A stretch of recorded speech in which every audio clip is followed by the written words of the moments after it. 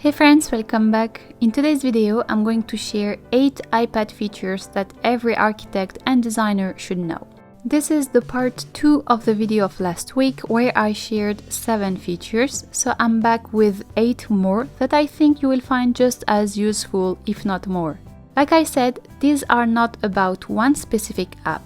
These are built-in iPad tools that are already here waiting for you to use them. If you missed part 1, I will leave the link in the description below, and let's start. The Files app is essentially the iPad's file manager.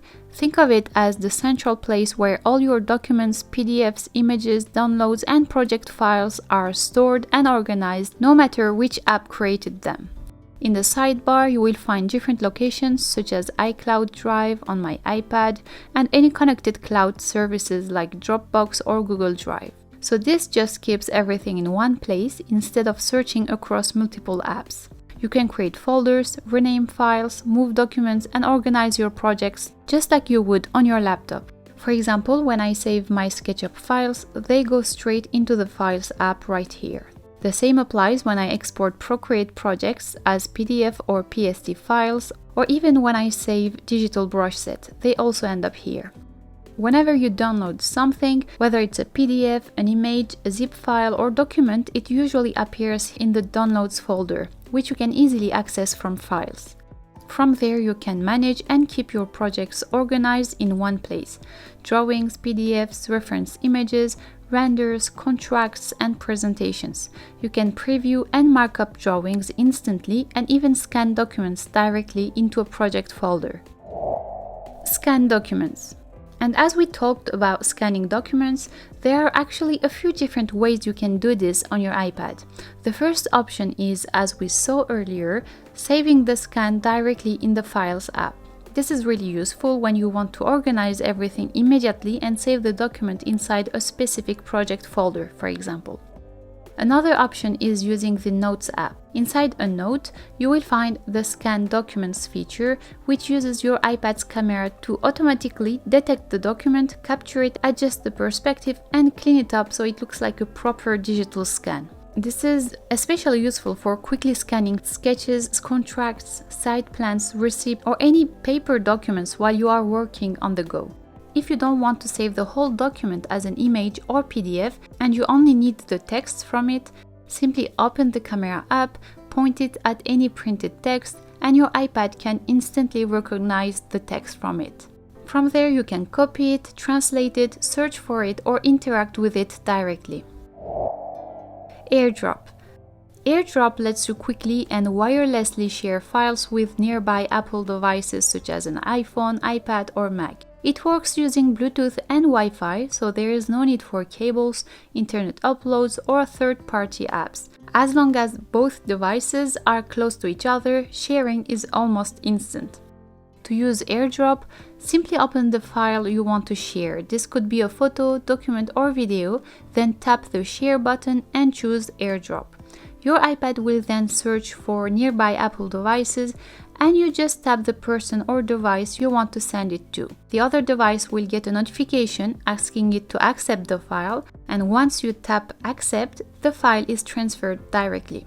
In Settings, you can control who can send you files using AirDrop: contacts only, everyone for 10 minutes, or receiving off.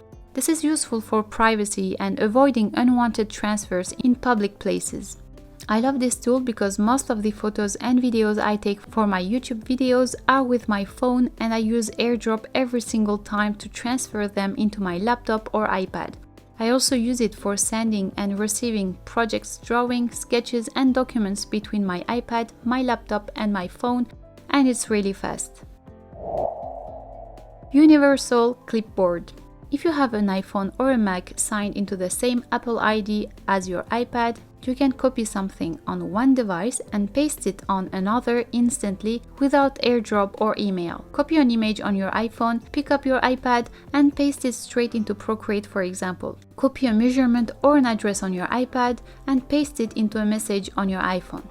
It works automatically as long as both devices are nearby and on the same Wi-Fi. Simple and useful. Widgets. Widgets on iPad are small interactive panels that give you quick access to information from your apps without needing to open them. You can add widgets to your home screen and they update automatically in real time. For example, you can have a weather widget showing current conditions, a calendar widget showing your next events, or a notes widget giving you quick access to your notes. To add widgets, press and hold an empty space on your home screen until the apps start to wiggle. Then tap the plus button in the top corner. From there, you can look at available widgets and choose the size you want, small, medium or large, depending on what you want to see. You can also stack widgets on top of each other using smart stacks, which automatically rotate what they show based on time, location, or your usage habits. This helps you save space while still getting a lot of useful information. Focus mode. Focus mode is a feature on iPad that helps you reduce distractions by controlling which apps and notifications are allowed to interrupt you at different times. You can create different focus modes depending on what you are doing. For example, you might have a work, a personal, or a creative one. Each one can show only the notifications and apps that are relevant to that activity. You can turn it on manually from Control Center or set it to activate automatically based on time, location, or specific apps. For example, your work focus could turn on automatically when you open your design apps or when you start your workday. You can choose which people are allowed to notify you, which apps can send alerts, and even customize your home screen so only certain pages or widgets appear while the focus is active. This helps you stay concentrated on one task at a time instead of being pulled in multiple directions by notifications. Zoom. Zoom is an accessibility feature that lets you magnify everything on the screen so text, images, and interface elements become easier to see and interact with. Once Zoom is enabled in settings, you can zoom in anywhere on the screen by double tapping with 3 fingers. A small floating window or full screen zoom will appear depending on your settings. You can then move around the screen by dragging with 3 fingers to navigate different areas. You can also adjust the zoom level, double tap with 3 fingers and hold on the second tap, then drag up or down to increase or decrease magnification. To turn it on or adjust these settings, go to Settings, Accessibility and Zoom. Measure app. The Measure app on iPad lets you measure real-world objects using the camera. It's a quick way to estimate distance, dimensions, or the size of objects around you. To use it, open the Measure app and move your iPad around so it can detect surfaces like floors, walls, or tables. Once the app recognizes the space, you simply tap to set a starting point and then move your device to the end point of what you want to measure.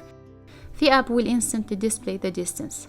The Measure app is especially handy for quick on-the-go measurements when you don't have tools with you, such as estimating furniture size, checking room dimensions, or verifying spacing during design work.